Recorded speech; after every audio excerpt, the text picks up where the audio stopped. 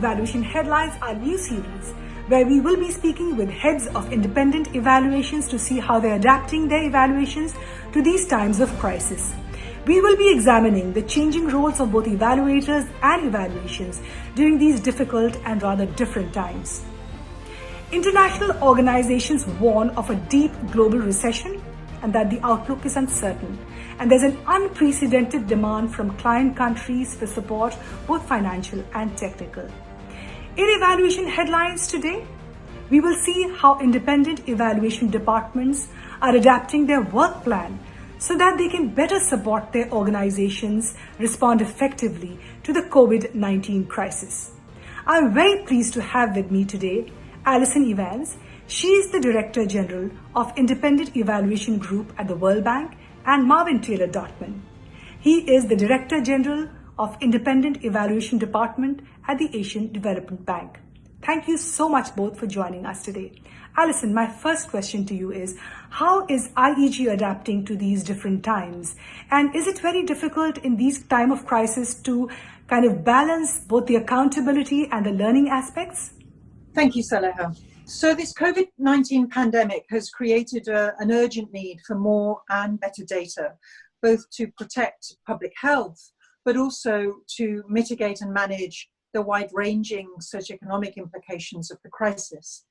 And for independent evaluation here in the World Bank Group, this presents us with a challenge and an opportunity, because many of our evidence-gathering activities have up until now had relatively long timelines, as have the accountability processes to which we regularly contribute. So it's vital we find ways to shorten the timelines for what we do and how we do it, that we find data sources and methodologies that get us to the evidence more rapidly and more innovatively, and to shorten the feedback loops between our work, the World Bank Group's response, and also the oversight of the board. We're adjusting to this new reality by drawing up lessons and synthesizing evidence quickly in real time, and we're adjusting our work program to take account of the context and to ensure that the evaluation questions that we're asking reflect this new and challenging context, both now and the immediate future. In a crisis, I think more than ever, we need to view accountability not only in terms of providing a reckoning of results achieved. And of course, this is fundamental, but it will take a while. We also need to focus on how operations use and apply evidence and learning in real time to adapt to the need for scale and for speed. It is a moment of perfect synergy, I think, between accountability and learning. Absolutely. Marvin, my question to you is somewhat similar. How do you see the role of evaluators and evaluations during these crisis times? Thank you, Saleha. Excellent and very interesting question. 10 years ago, you would have not been asking that question to a regular evaluator. When we introduced real-time evaluation to assess the intervention of the World Bank Group at the time of the 2008 crisis. Today, it's common sense. All evaluators are talking about the role of evaluation in times of crisis, and rightly so. There are at least 4 areas in which evaluation can have an impact in times of crisis. First is in improving the quality of what we call the blueprints of the interventions, the design of the operation for the mobilization of these massive amounts of resources. The second area is in understanding the short-term immediate result, because these interventions are precisely designed to generate emergency results, immediate results. The third area is in understanding the overall results of these packages and derive lessons from the interventions of the institutions that can be shared with the international community and also within the institution for sure. And finally, the fourth area is in contributing to preparedness of the institution and of the international community to face this type of situation, because you can be sure that there would be another one. Alison, earlier we spoke about the general direction that IEG is taking to adapt itself to these times of crisis. If you speak about the specifics, if you speak about the work plan, what are the changes that IEG is bringing about in its work plan to adapt to this time of crisis? We're doing 4 different kinds of things. We're developing lessons notes from existing evidence on issues linked to the World Bank Group's response and the impact on partner countries. We're hugely fortunate in IEG to have a large stock of evaluation evidence that we can mine for lessons relevant to the current crisis.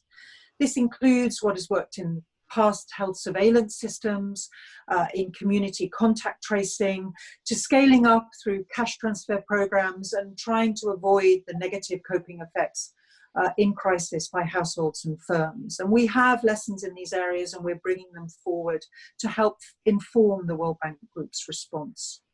Secondly, we're shifting our work programme to add 2 new early stage evaluations related to COVID-19. These will focus on the relevance and implementation effectiveness of the bank's work and will be very much happening as the response continues to unfold. Thirdly, we're adjusting ongoing evaluations to take account of the difficulties of working in country contexts right now. And we're using different remote evidence gathering techniques, trialing different data sources, building stronger local networks and partnerships. And we're seeing also in these evaluations whether there are relevant linkages to understanding the impacts of the crisis in real time and the nature of the bank's real-time response. Finally, we're sharing our monitoring and evaluation knowledge and expertise widely inside the bank and outside, and we're increasing our outreach on evaluation lessons and evidence to counterparts and the wider development community. Marvin, what are the changes that IED is bringing about in its work plan to adapt to these different times? The adaptation that is taking place in our department in IED is very much in line with what Alison just spoke about for the World Bank Group. And therefore, we created a special task force to improve the quality of the blueprints of intervention that ADB is deploying. So far, we have commented, provided inputs at the highest level of decision making in the institution for 26 interventions. Second, we're getting ready for the assessment that I spoke about a moment ago of the overall results of this set of interventions next year. And so we are creating a major repository of information that will help us for this work next year by documenting everything that is taking place now. Third, we have launched a set of synthesis notes that are intended to help management in also improving their design based on lessons learned of past operations, just in time knowledge for management. Fourth, we have also improved our digital platforms to be able to continue our communication with internal audience and external audience precisely. Finally, adapting our work program for next year so that our long-term relevance and impact is also there. We are not going to be living in a situation of crisis forever, and we must ensure that the work of the evaluation department is, as I said, impactful and relevant in the long term. Yes, absolutely. Alison, my next question to you is, what changes do you anticipate this crisis will bring about as far as development M&E is concerned? If you can take us what you anticipate the changes will be both in the short and the long term. In the near term, I think there is going to be, and we're already seeing it happening around us, a lot of resort to rapid tools and virtual tools for both monitoring and evaluation, and a lot more emphasis on continuous engagement to really understand how things are unfolding in real time. And we're going to be looking more and more to virtual field validation and verification of results. These are all things that we have, tools we have available to us now, but I think we're going to be applying them much more systematically in the context of monitoring and evaluation post-COVID. More lasting impacts. Well, I think the most important one of these is going to be ensuring that our partner countries have all the necessary capacity they need to monitor their own programs, no matter the funder or the implementer. So we really have to support that capacity. There's going to be more investment in data of all kinds and the capacity to analyze and use data quickly to support decision making. And a lot of emphasis, I think, again, around those themes of transparency, accountability, trust in M&E is going to be absolutely vital as we move forward.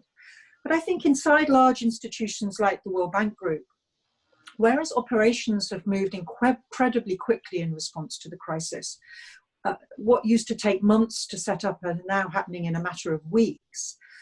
The results and learning systems around these operations tend to move more slowly.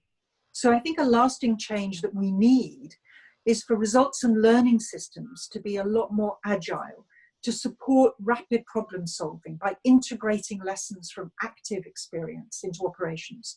And as I said earlier, for shortening those feedback loops and ensuring that evaluation systems and tools are adapting accordingly. These are some of the changes that I think are inevitable, and we can already see many of them underway. Absolutely. Marvin, any early lessons that you'd like to share with us?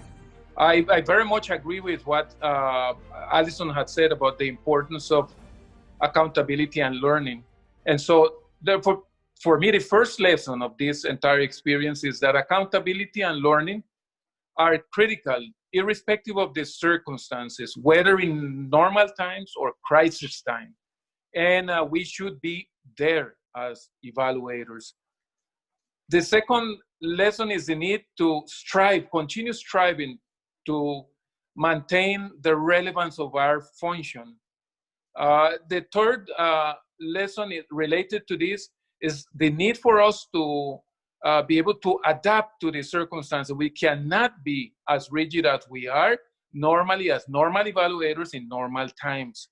Related to this is the fourth lesson that I would say, and is the need to adapt our methods to be able to be more responsive to these type of circumstances. And finally, the lesson of contributing, doing better in getting ready ourselves as evaluators and to help our institutions to get better, to face another crisis like this one, because you can't be certain that there will be another one down the road. Alison, Marvin, thank you so much for taking time out to be with us today. Thanks for the opportunity, and it was good talking to you today on Evaluation Headlines. Thank you very much for inviting me. It's great to have had the opportunity to talk to Evaluation Headlines, and I look forward to another episode of this program. We'll be back again with a new topic, with a new set of panelists. Till then, stay safe.